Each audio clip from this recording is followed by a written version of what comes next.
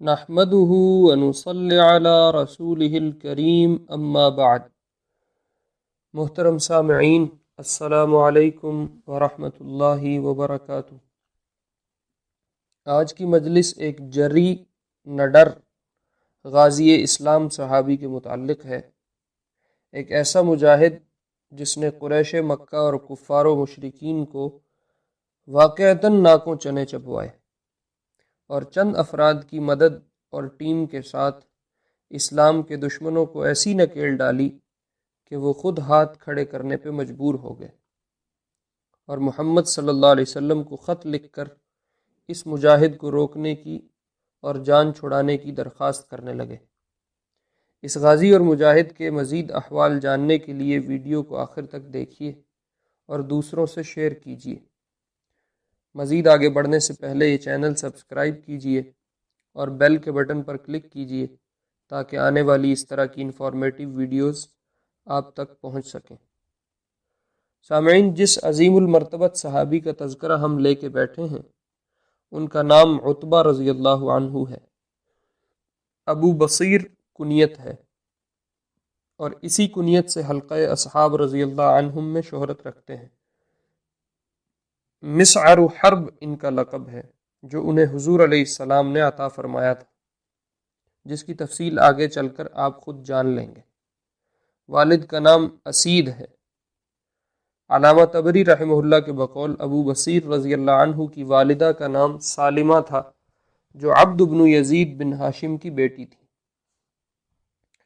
سامعین، جب حضور علیہ السلام چھٹی ہجری میں صلح حدیبیہ میں مکے والوں سے معاہدہ کر کے واپس مدینہ تشریف لائے اور کفار قریش کی طرف سے مطمئن ہو گئے تو ابو بصیر عتبہ بن اسید جو بنو زہرہ کے حلیف تھے آپ علیہ السلام کی خدمت میں حاضر ہوئے کیونکہ وہ مسلمان ہو گئے تھے۔ اس پر اخنس بن شریق اور ازہر بن عبد عوف نے حضور علیہ السلام کو ایک خط لکھ بھیجا اور اس میں درخواست کی کہ ان کے آدمی یعنی ابو بصیر کو واپس کیا جائے۔ حضور علیہ السلام نے ابو بصیر رضی اللہ عنہ کو بلا کر فرمایا، ابو بصیر، تمہاری قوم کے لوگ تمہاری واپسی کا تقاضا کر رہے ہیں اور حدیبیہ کے معاہدے والی شرائط تم جانتے ہو۔ میں وعدہ خلافی نہیں کر سکتا کیونکہ تمہاری قوم کا تقاضا اپنی جگہ بالکل درست ہے۔ سامعین، ان شرائط میں سے ایک شرط یہ تھی کہ جب ہم میں سے کوئی شخص، مکے والوں میں سے کوئی شخص مسلمان ہو کر مدینہ آئے گا تو مدینہ والے اسے اپنے پاس نہیں ٹھہرا سکتے، مکے والوں کو واپس کرنا پڑے گا، اور اگر کوئی مکے والوں کے پاس مدینہ والوں میں سے کوئی آ جاتا ہے تو مکے والے اسے واپس کرنے کے پابند نہ ہوں گے۔ اس شرط کے مطابق ابو بصیر کی واپسی کا ان کی قوم والے تقاضا کر رہے تھے۔ ابو بصیر رضی اللہ عنہ نے عرض کیا، یا رسول اللہ صلی اللہ علیہ وسلم، آپ مجھے ان مشرکین کے حوالے کر کے آزمائش میں ڈالنا چاہتے ہیں؟ حضور علیہ السلام نے فرمایا، ابو بصیر، چند دن اور صبر کرو، بے شک اللہ تمہارے لیے اور تم جیسے بے بس لوگوں کے لیے نجات کا کوئی راستہ ضرور نکالیں گے۔ تعمیل حکم میں ابو بصیر رضی اللہ عنہ ان لوگوں کے ساتھ چل دیے جو انہیں ان کی قوم میں سے لینے کے لیے آئے تھے۔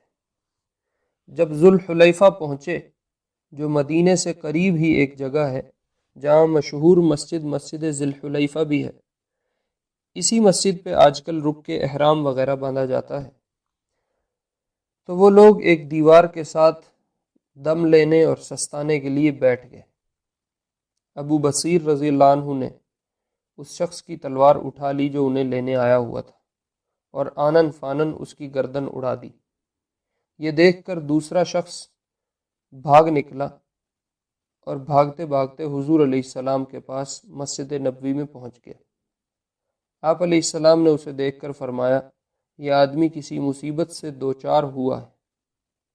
کہنے لگا، محمد، آپ کے آدمی نے میرے ساتھی کو قتل کر دیا ہے۔ اتنے میں ابو بصیر رضی اللہ عنہ بھی تلوار لٹکائے ہوئے واپس مسجد نبوی میں پہنچ گئے اور عرض کیا، یا رسول اللہ صلی اللہ علیہ وسلم، آپ نے اپنی ذمہ داری پوری کر دی اور مجھے اپنے پاس نہیں ٹھہرنے دیا۔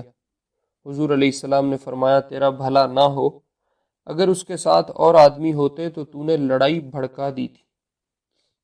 ایک روایت میں ہے کہ ابو بصیر رضی اللہ عنہ نے کہا، یا رسول اللہ صلی اللہ علیہ وسلم، آپ کا عہد پورا ہو گیا اور اللہ نے آپ سے عہد توڑنے کا بوجھ اتار دیا۔ میں نے اپنی ذات کو مشرکوں سے بچایا تھا تاکہ مجھے میرے دین کے بارے میں فتنے میں نہ ڈالیں۔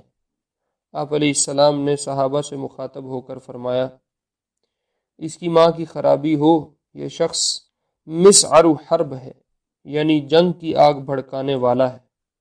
اگر اس کے پاس کچھ لوگ ہوتے تو یہ جنگ بھڑک چکی تھی۔ یہیں سے ابو بصیر رضی اللہ عنہ کا لقب مسعر حرب پڑ گیا۔ ابو بصیر رضی اللہ عنہ سمجھ گئے اور وہاں سے روانہ ہو گئے، اور مقام عیس میں جو مکے اور شام کے راستے میں پڑتا ہے وہاں پہنچ کر سمندر کے کنارے آ کر ٹھہر گئے اور اسی مقام کو اپنا ٹھکانہ بنا لیا۔ جو مسلمان شرائط صلح کی وجہ سے ادھر ادھر رکے ہوئے تھے وہ سب ان کے پاس پہنچنے لگے اور ان کی تعداد تقریباً 60-70 ہو گئی۔ یہ وہ لوگ تھے جو مکے میں جا نہیں سکتے تھے کہ کفار مکہ ان کو واپس نہیں کریں گے، اور مدینہ میں آ نہیں سکتے تھے کیونکہ مدینہ والے معاہدہ کر چکے تھے کہ ہم میں کوئی شخص بھی مکے سے آئے گا ہجرت کر کے تو ہم اس کے واپس کرنے کے پابند ہوں گے۔ چنانچہ قریش کا جو آدمی بھی ان کے ہتھے چڑھ جاتا، یہ 60-70 لوگوں کی ایک جماعت تھی، تو یہ اس کافر کو یا قریشی کو جو ہتھے آتا اس کو قتل کر دیتے تھے، اور جو تجارتی قافلہ مل جاتا اسے لوٹ لیتے تھے۔ اسی دوران انہوں نے ابو العاص رضی اللہ عنہ کا قافلہ اور مال بھی لوٹا تھا، جو حضور علیہ السلام کے داماد تھے اور اب تک مسلمان نہ ہوئے تھے، جس کا تفصیلی تذکرہ میں ابو العاص رضی اللہ عنہ کے نام سے موسوم حلقے میں کر چکا ہوں۔ تنگ آ کر قریش نے رسول اللہ صلی اللہ علیہ وسلم کو لکھ بھیجا کہ ہمارے جو رشتہ دار مسلمان ہو چکے ہیں اور اسلام قبول کر چکے ہیں اور صلح نامے کے تحت وہ آپ کے پاس آنے سے رکے ہوئے ہیں، ہمیں ان کی ضرورت نہیں ہے اور ہم انہیں ان شرائط کی بجاوری سے استثناء دیتے ہیں۔ حضور علیہ السلام نے ابو بصیر رضی اللہ عنہ کو اطلاع دی اور ایک خط کے ذریعے انہیں واپس بلا بھیجا۔ ابو بصیر رضی اللہ عنہ کو جب آپ علیہ السلام کا یہ والا نامہ موصول ہوا تو ابو بصیر رضی اللہ عنہ ان دنوں بیمار تھے اور مقام عیس میں ہی کچھ عرصے کے بعد انتقال کر گئے۔ ابو جندل رضی اللہ عنہ نے ان کی تجہیز و تکفین کی، جنازہ پڑھایا اور دفن کر دیا، اور قبر کے پاس ایک مسجد بنوائی جس کی تفصیل میں ابو جندل رضی اللہ عنہ والے حلقے میں اس سے پہلی والی مجلس میں کر چکا ہوں، اور ابو جندل خود مدینہ واپس آ گئے۔